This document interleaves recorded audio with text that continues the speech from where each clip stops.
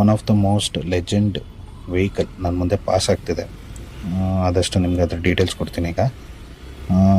ಹೋಂಡಾ, Hero ಮತ್ತು Honda ಕೊಲಾಬ್ರಲ್ ಆಗಿರೋದಂತಹ CD100 ಮೋಟರ್ ವೆಹಿಕಲ್ಲು. ಇದು ಐ ಥಿಂಕ್ ಇದು ಲಾಂಚ್ ಆಗಿದೆ ಅರೌಂಡ್ 1980 ಲಾಂಚ್ ಆಗಿದ್ದು ಆಲ್ಮೋಸ್ಟ್ ವೆಹಿಕಲ್ಲು.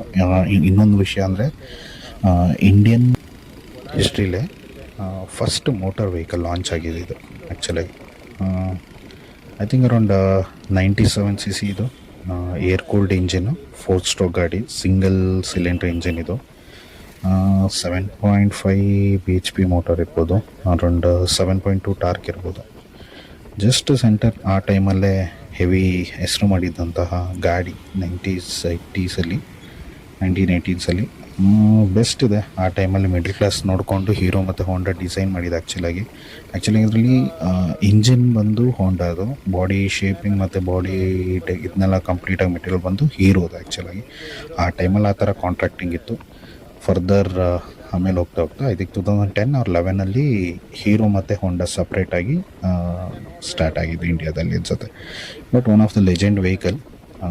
ಬಟ್ ಇವ್ರು ಇನ್ನೂ ಈಗಲೂ ಮೇಂಟೈನ್ ಮಾಡಿದ್ದಾರೆ, ವೆಲ್ ಆ್ಯಂಡ್ ಬೆಟರ್ ಆಗಿದೆ, ಚೆನ್ನಾಗಿದೆ ಗಾಡಿ.